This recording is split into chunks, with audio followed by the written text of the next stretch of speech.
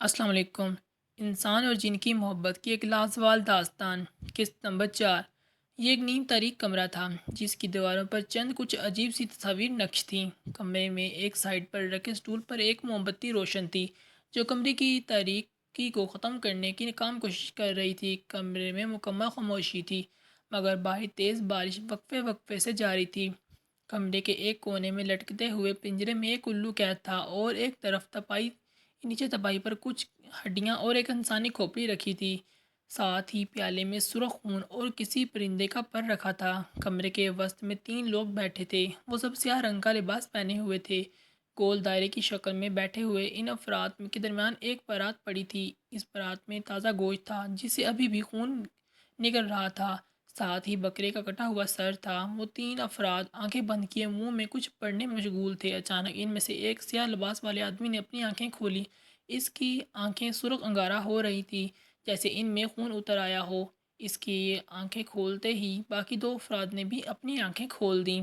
یہ عمل اتنا آسان نہیں ہے جتنا آسان ہم اسے سمجھ رہے تھے۔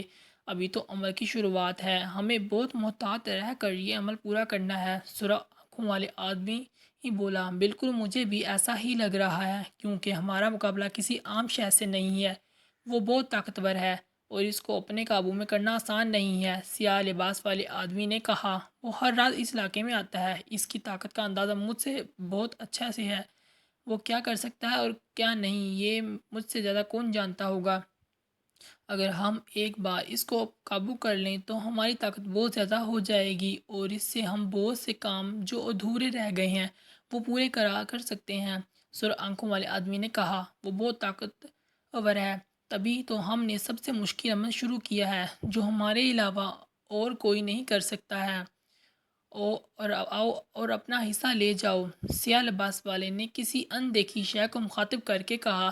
سیاہ لباس والے کا اتنا کہنا کی دیر تھی کہ ان کے سامنے پڑی پرات میں رکھا گوشت اور کٹا ہوا بکرے کا سر ایک لمحے میں وہاں سے غائب ہو گیا۔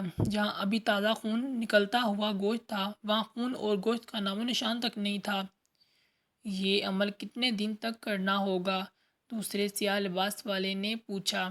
اماوس کی رات سے 2-3 دن پہلے تک ہمارا یہ عمل بنا کسی رکاوٹ کے پورا ہو جانا چاہیے اور پھر اماوس کی رات والے دن ہمارا اور اس کا سامنا ہوگا۔ یا ہم اس پر غالب ہو جائیں گے یا پھر وہ ہمیں ختم کر دے گا۔ سرخ آنکھوں والے آدمی نے فکر مندی سے کہا، ایسا تو ہم کبھی نہیں ہونے دیں گے کہ وہ ہم پر غالب آ جائے۔ اب ہم دونوں چلتے ہیں، کل ملتے ہیں۔ سیاہ لباس والے آدمی کے یہ کہتے ہی دوسرا سیاہ لباس والا آدمی بھی اس کمرے سے چلا گیا۔ اب کمرے میں صرف سرخ آنکھوں والا آدمی تھا جو دوبارہ سے کچھ پڑھنے میں مشغول ہو گیا۔ اچانک اس کے چہرے پر مسکراہٹ آ گئی جیسے اس نے بند آنکھوں سے کچھ ایسا دیکھ لیا ہو جس سے اس کو خوشی ملتی ہو۔ تو آگے ہو تم، میں تمہارا ہی منتظر تھا۔ جاؤ تم بھی اپنا حصہ لے لو۔ وہ سامنے ٹیبل پر رکھا ہے، اس نے بند آنکھوں سے ہی کسی کو مخاطب کرتے ہوئے کہا۔ اس وقت اس کے چہرے پر ایک عجیب سی شیطانی مسکراہٹ تھی۔ سیاہ پرندے نے تیز برستی بارش میں اس حویلی نما مکان سے اڑان بھری اور مشرق کی طرف چلا گیا۔ تھوڑی دیر بعد ہی سیاہ پرندہ پہاڑوں کے اوپر پرواز کر رہا تھا۔ یہ ایک خوبصورت پہاڑی علاقہ تھا۔ اس علاقے میں دور دور تک فلک بوس پہاڑی ہی پہاڑ تھے جو سفید برف سے ڈھکے ہوئے تھے۔ چاند کی روشنی میں یہ برف سے ڈھکے ہوئے پہاڑ چاندنی کی طرح چمک رہے تھے۔ چاند ان پہاڑوں کے اوپر اس قدر نزدیک لگتا تھا کہ ہاتھ بڑھا کر اس کو کوئی بھی چھو سکتا تھا۔ ایک ایسا دل فریب منظر جسے دیکھ کر انسان اس کی خوبصورتی میں کھو جائے۔ سیاہ پرندہ کا رخ اب اس وادی کی طرف تھا جو ان پہاڑوں کے پیچھے تھی۔ یہ ایک نہایت ہی خوبصورت وادی تھی جس کی چاروں طرف فلک بوس پہاڑ اور ان کے درمیان یہ سرسبز درختوں، رنگ برنگے پھولوں اور پھلوں سے سجی ہوئی وادی تھی۔ سیاہ پرندہ اس وادی میں اتر کر پہلے ایک سیاہ ہولے میں تبدیل ہوتا ہے، پھر وہ بہت ہی حسین انسان روپ میں ظاہر ہوتا ہے۔ وہ انسان دھیرے دھیرے چلتا ہوا ایک درخت کے نیچے پتھر پر بیٹھے ہوئے شخص کی طرف چل پڑتا ہے، جو ہاتھ میں تسبیح پکڑے آنکھیں بند کیے کچھ پڑھنے میں مشغول تھا۔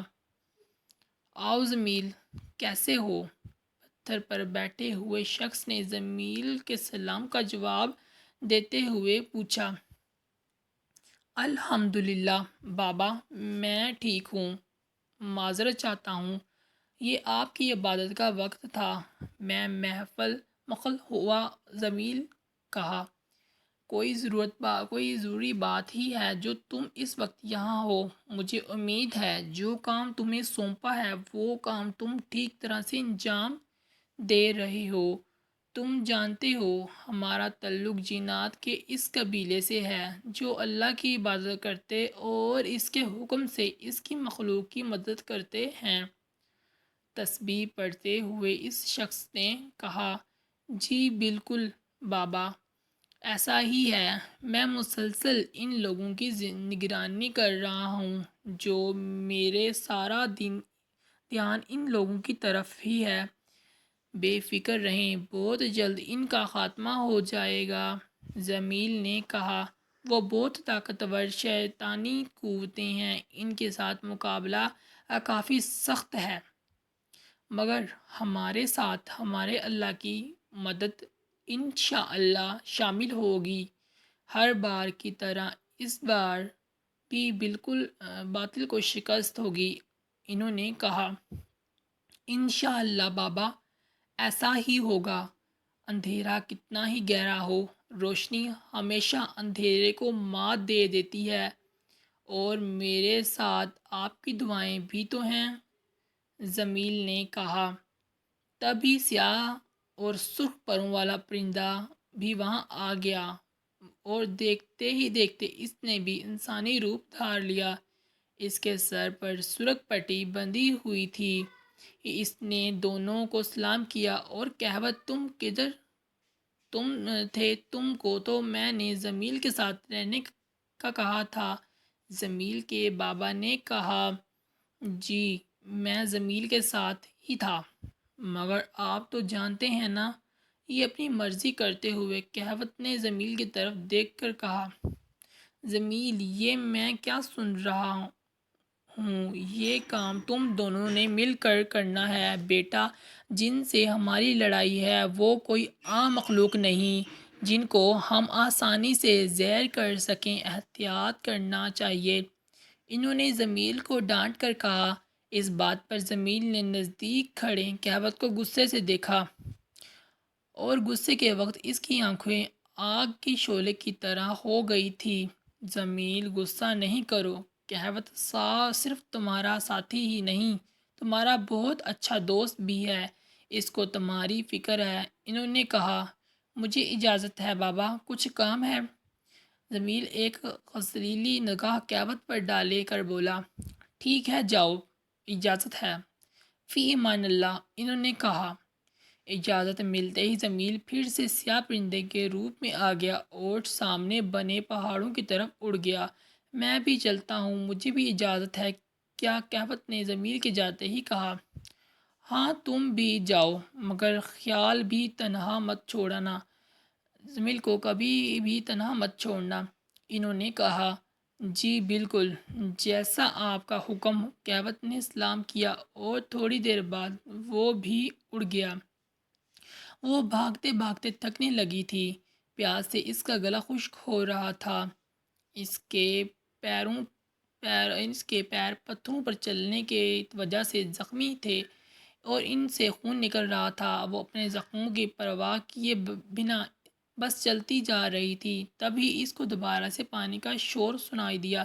اس کو لگا جیسے اس کی بے جان جسم میں دوبارہ کسی نے روح پھونک دی ہو۔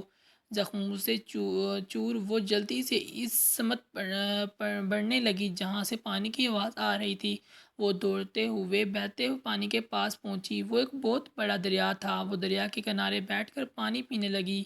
پانی پی کر اس نے اپنے چہرے پر پانی ڈالا۔ جب ہی اس کی کسی کی موجودگی کا احساس ہوا، اس نے سر اٹھا کر سامنے دیکھا تو سامنے والے پتھر پر وہی سیاہ پرندہ بیٹھا تھا جس سے ڈر کر وہ بھاگی تھی۔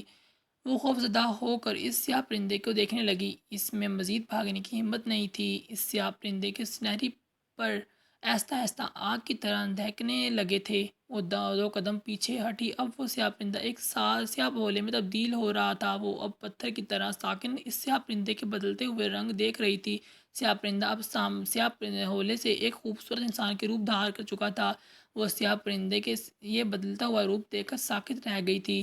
جاری ہے۔ اگر آپ مکمل ناول پڑھنا چاہتے ہیں تو ہمارے چینل کو لائک، سبسکرائب اور شیئر ضرور کریں، اور اگر قسط نمبر 3 نہیں پڑھی تو ڈسکرپشن میں اس کا لنک دے دیا گیا ہے۔ امید کرتے ہیں آج کی ایپیسوڈ آپ کو پسند آئی ہوگی، اور نیکسٹ ایپیسوڈ کے لیے کل کا انتظار کریں۔ اللہ حافظ۔